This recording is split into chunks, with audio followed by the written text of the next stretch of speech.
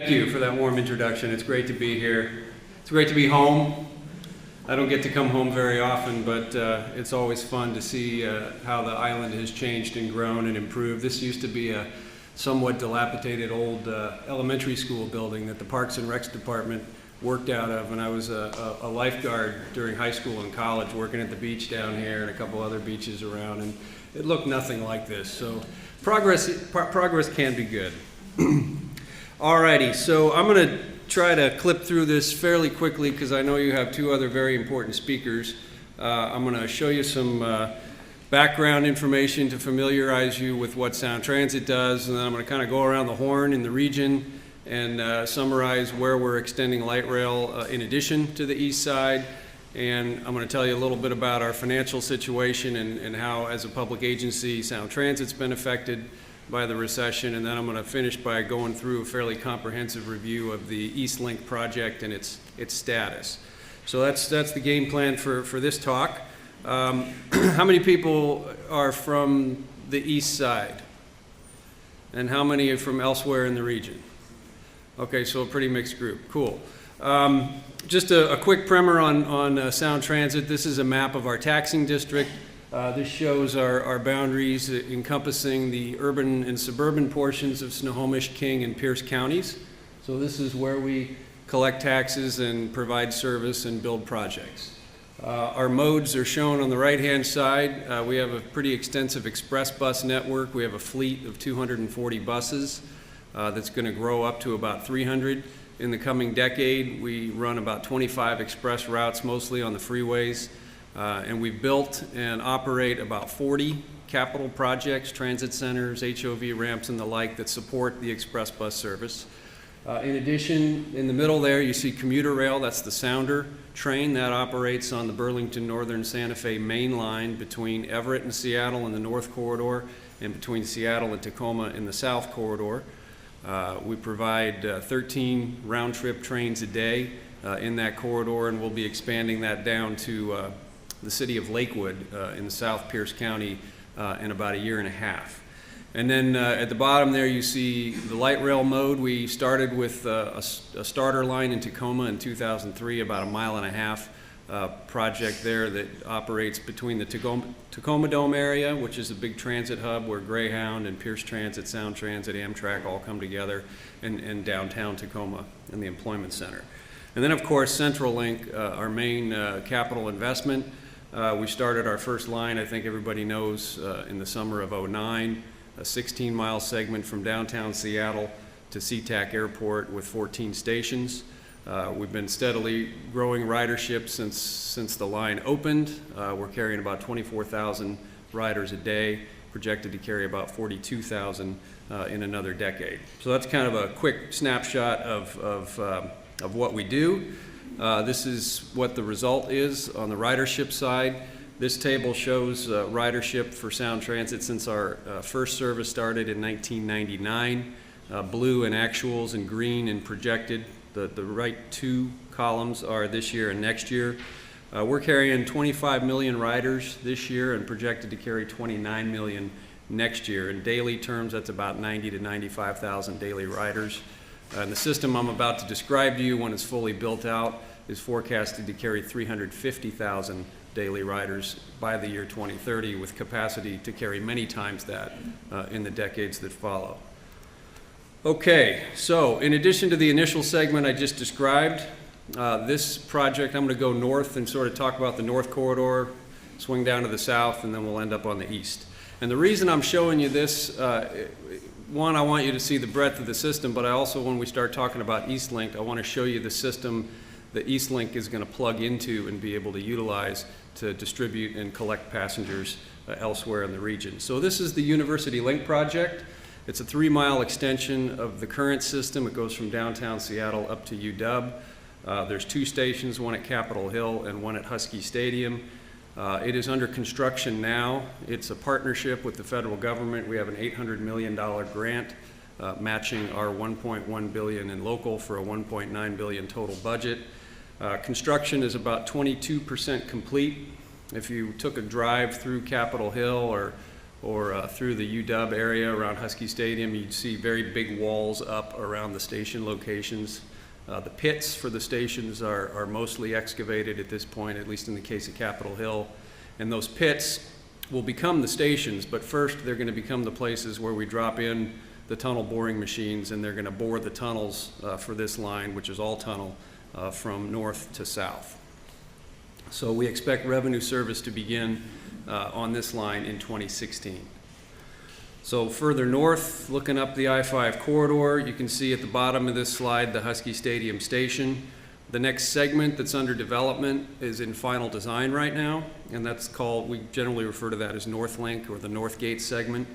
It'll add 3 additional stations, one at Brooklyn in the heart of the University District, one in the Roosevelt neighborhood, and of course the interim terminus up at North Gate at the mall at the current location of the Metro Transit Center up there. About 2/3 of this line will be tunnel. Those first 2 stations will be underground subway stations, and then between Roosevelt and North Gate it'll come out of the ground along I-5, somewhere right around 85th. If you're familiar with that area, and then it'll run elevated into the Northgate Transit Center. We expect to go into construction within about 2 years on this, and our revenue service date is 2020. And then lastly, up at the top of the corridor between Northgate and Linwood, we're currently working on an additional segment there that would serve Shoreline, Montlake Terrace, and Linwood. It's about a 9-mile segment with 4 stations, one at the city limit at 145th, one in Shoreline at 185th, one at Montlake Terrace. Those of you who spend a lot of time driving up and down I-5, I'm sure, are familiar with the community transit parking garage there at Montlake Terrace and the freeway station we're building. That freeway station eventually could become the light rail station. And then, of course, the terminus would be at the existing Linwood Transit Center there that you see near the confluence of 5 and 405. This project is our next candidate for federal matching funds. It's the most competitive from a cost and ridership standpoint of all the segments that we're developing, so we're in the first stages of applying for with the federal government for matching funds there. To make that work. Okay, looking quickly down at the south, you can see here the terminal that we're currently operating is at the airport. I'm going to highlight this briefly and move on. The South King sub-area, the South King County part of our taxing district, is where the recession has hit our revenues hardest.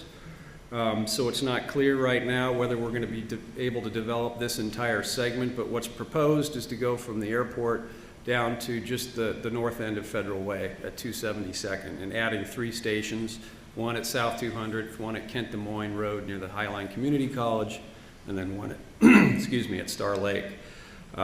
We are going to, I think I can say this with some confidence, we are going to advance the line to South 200th. At a minimum. That will allow us to move the terminal out of the airport and get down to a park and ride and bus hub that can interact with King County Metro's rapid ride line. That is part of our 2011 proposed budget, and if we do that, our plan is to deliver that project in 2016 as well, the same time the university extension opens. We're going to have to continue studying the additional 2 stations there before we'll be able to draw firm conclusions about when those will be affordable. So those are a little bit in limbo because of the revenue situation. Speaking of which, before I get into East Link, just a quick primer. Every unit of government in the state has been affected by the Great Recession. Mercer Island, the state, City of Bellevue, Sound Transit is no different. Our forecasted revenues for the 15-year capital program are off by estimated 25%. In dollar terms, that's $3.9 billion. We forecasted about $3 billion of that last year and took measures to revise our financial plan and account for it. We, like many others, thought the recovery was going to happen a little quicker than it did, but when we adjusted our financial forecast again this past summer in August of 2010, we saw about another $700 to $800 million in reduced revenues. So we're dealing with $3.9 billion of missing revenue, and that means realigning some things and reprioritizing some things. And our board of directors is working through that process right now. The projects I've described in the North Corridor are proceeding as planned. East Link is proceeding as planned. And the South Corridor, I think we have some work to do. And there's a number of other smaller projects around the region that we're pulling back on until we can get a better handle on things. So in the East King sub-area, sorry, a little scratchy throat today. About a quarter of the revenue loss hits the east side. That's about 26% of our forecasted revenue. We accounted for most of this last year by reducing our planning reserves by about 15%. We had carried a healthy 15% planning reserve into the plan when we went to the voters in 2008, and that in effect served as a cushion to absorb the blow from the recession. But the last year's adjustment of the additional $700–800 million around the region has sort of forced us now to look at cutting into flesh and bone. So what that means specifically for East King County, obviously we're going to continue moving forward with the East Link project. You've seen the construction out here on I-90, expanding the HOV lanes, and we'll continue with that project. That's a big partnership with the state. But we're going to pull back on a couple other things. Our ultimate goal for East Link is to extend down to Redmond Town Center. We had included some money in the program to do engineering on that to prepare for a subsequent phase vote, about $20 million. We're going to have to pull that off the table.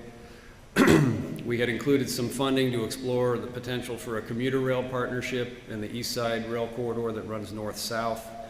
It doesn't appear financially feasible at this point to do that, so we're going to pull back on that. And then we have an HOV access ramp, like the one you see out there at Eastgate or in downtown Bellevue, planned for Renton, that's associated with the state's expansion of 405. Since that's not funded, we're pulling back on that until that situation changes. We're looking at our bus service, off-peak service, weekend service routes where we're seeing low productivity. The ST2 plan called for an increase in bus service of 100,000 hours of service region-wide. About half of that was on the east side. Because our ridership has dropped with the recession, it's interesting, if you look at there's a parallel between unemployment and transit ridership, which is pretty reliable. Until we start to see the labor market come back, transit ridership is going to continue to be somewhat static. And because of that, we're going to roll out about 78,000 of that 100,000 hours, still most of that on the east side, but we're going to shave here and there where we're seeing low productivity.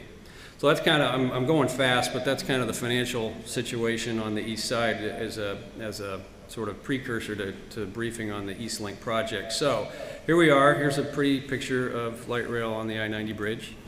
This is a map of the preferred alternative that our board has adopted. They adopted this preliminarily last spring of '09, and we've been working since then to refine it. And in August of this year, the board adopted a final preferred alternative, and this is it. As you can see, it goes from Redmond through the Bell-Red Corridor, downtown Bellevue, South Bellevue, across the lake, serving Mercer Island, and connecting with the system in the I-5 corridor downtown at the International District Station adjacent to Quest Field.